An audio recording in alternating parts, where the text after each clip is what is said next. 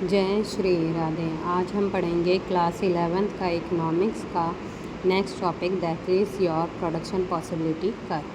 Production possibility curve पढ़ने से पहले हमें पढ़ना पड़ेगा what do mean by the opportunity cost. Opportunity cost क्या होती है बेटा? अपॉर्चुनिटी कॉस्ट वो कॉस्ट होती है जो हमें बेस्ट अल्टरनेटिव चूज़ करने के लिए जो सेक्रीफाइस करना पड़ता है, वो बेस्ट अपॉर्चुनिटी कॉस्ट होती है। जैसे कि आप मार्केट में 100 रुपये लेके गए, अब 100 रुपये में आपको क्या खाना है क्या नहीं खाना, ये जो चॉइस करोगे, मतलब 100 रुपये के लिए सपोज़ करो आपको बर्गर खाना होगा और तो पिज़्ज़ा आप जो सेक्रीफाइस कर रहे हो, तो वो जो पिज़्ज़ा सेक्रीफाइस किया that is your opportunity cost. Basically अगर मैं कहूँ कि एक चीज़ पाने के लिए जो दूसरी को आप सेक्रीफाइस कर रहे हो, उस सेक्रीफाइस कॉस्ट को अपॉर्चुनिटी कॉस्ट कहते हैं ना।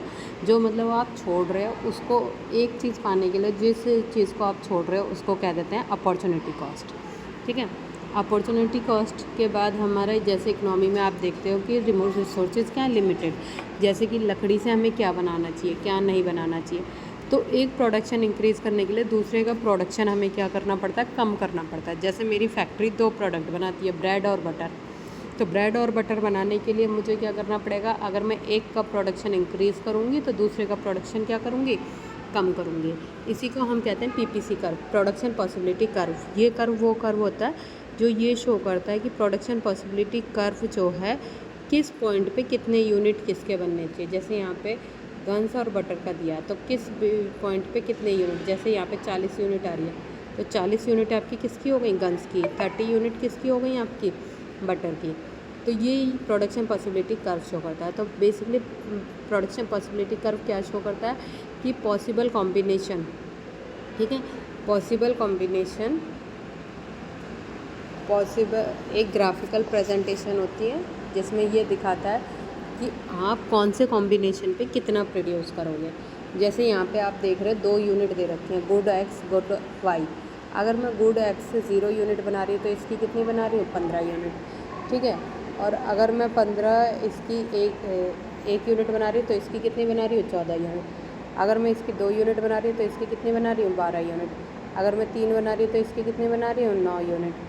अगर 4 बना रही हूँ तो इसकी 5। तो जो मैं सेक्रीफाइस यूनिट है वो मेरी क्या हो गई, एमओसी। वो क्या हो गई मेरी, एमओसी। तो एमओसी इसको ड्रॉ किया तो ये पीपीसी कर्व है। यहाँ पे जो ये पॉइंट दिख रहे हैं ना आपको, ये जो पॉइंट दिख रहे हैं आपको, ये वाले, ये जो डॉट डॉट लाइन है, तो ये पॉइंट ये शो करते हैं यहाँ पे कौन सी यूनिट कितने की बनेगी, कितने यूनिट बनेगी, एक्स की कितनी बनेगी और वाई की कितनी बनेगी। ये था प्रोडक्शन पॉसिबिलिटी कर्व, जो कि कॉम्बिनेशन शो करता है कि क्या कितनी क्वांटिटीज़ आप गुड एक्स की प्रोड्यूस करोगे, कितनी क्वांटिटीज़ आप वाई की प्रोड्यूस करोगे।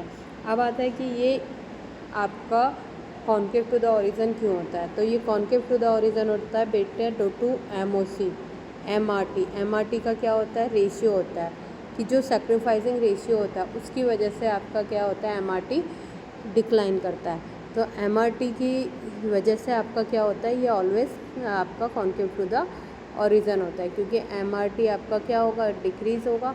रेशियो आपका क्या रहेगा, एक यूनिट के लिए दूसरी यूनिट क्या करोगे, सेक्रीफाइस करोगे।